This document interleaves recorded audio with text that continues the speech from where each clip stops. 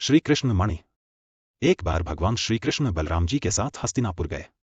उनके हस्तिनापुर चले जाने के बाद अक्रूर और कृतवर्मा ने शतधन्वा को स्यमंतक मणि छीनने के लिए उकसाया।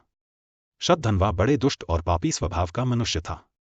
अक्रूर और कृतवर्मा के बहकाने पर उसने लोभवश सोए हुए सत्यराजित को मौत के घाट उतार दिया और मणि लेकर वहां से चला गया।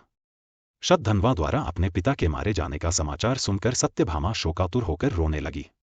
फिर भगवान श्रीकृष्ण का स्मरण कर उसने यह प्रतिज्ञा की कि जब तक श्रीकृष्ण शतधन्वा का वध नहीं कर देंगे वह अपने पिता का दाह संस्कार नहीं होने देगी। इसके बाद उसने हस्तिनापुर जाकर श्रीकृष्ण को सारी घटना से अवगत कराया। वे उसी समय सत्यभामा और बलराम जी के साथ हस्तिनापुर से द्वारिका लौट आए। द्वारिका पहुंचकर उन्होंने शतधन्वा को बंदी बनाने का आदेश दे दिया। जब शतधन्वा को ज्ञात हुआ कि श्रीकृष्ण ने उसे बंदी बनाने का आदेश दे दिया है तो वह भयभीत होकर कृतवर्मा और अक्रूर के पास गया और उनसे सहायता की प्रार्थना की, किंतु उन्होंने सहायता करने से इनकार कर दिया। तब उसने स्यमंतक मणि अक्रूर को सौंप दी और अश्व पर सवार होकर द्वारिका से भाग निकला। श्रीकृष्ण और बलराम को उसके भागने की सूचना मिल चुकी थी, अतः उसका वध करने के लिए वे रथ पर सवार होकर उसका पीछा करने लगे। उन्हें पीछे आते देख शतधन्वा भयभीत होकर अश्व से कूद गया और पैदल ही घने वन की ओर दौड़ने लगा। तब श्रीकृष्ण ने सुदर्शन चक्र से उसका मस्तक धड़ से अलग कर दिया। इस प्रकार दुष्ट शतधन्वा का वध कर उन्होंने सत्यभामा की प्रतिज्ञा पूर्ण की।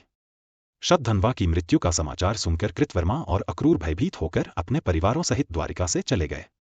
श्रीकृष्ण अक्रूर से बड़ा प्रेम करते थे। जब उन्हें अक्रूर के द्वारिका से जाने का समाचार मिला तो वे अत्यंत दुखी हो गए। उन्होंने उसी क्षण सैनिकों को आज्ञा दी कि वे अक्रूर जी को ससम्मान द्वारिका वापस ले आए। शीघ्र ही अक्रूर को ससम्मान द्वारिका लाया गया। उनका अतिथि सत्कार करने के बाद श्रीकृष्ण प्रेम भरे स्वर में बोले, चाचा श्री, मैं पहले से ही जानता था कि शतधन्वा स्यमंतक मणि आपके पास छोड़ गया है, किंतु हमें उसकी आवश्यकता नहीं है। आप बड़े धर्मात्मा और दानी हैं, इसलिए उसे आप अपने ही पास रखें। उनकी बात सुनकर अक्रूर की आंखों से आंसू बह निकले। वे अपने अपराध की क्षमा मांगते हुए बोले, दयानिधान, आप परम दयालु और भक्त वत्सल हैं। मैं आपकी शरण में हूं, आप मेरे अपराध को क्षमा करें। यह कहकर उन्होंने मणि उन्हें सौंप दी। तब भगवान श्रीकृष्ण ने उन्हें गले से लगा लिया और वह मणि वापस उन्हें लौटा दी। अक्रूर जी ने तभी ये प्रण किया कि वे अब लालच से हमेशा दूर रहेंगे, क्योंकि लालच बुरी बला होती है।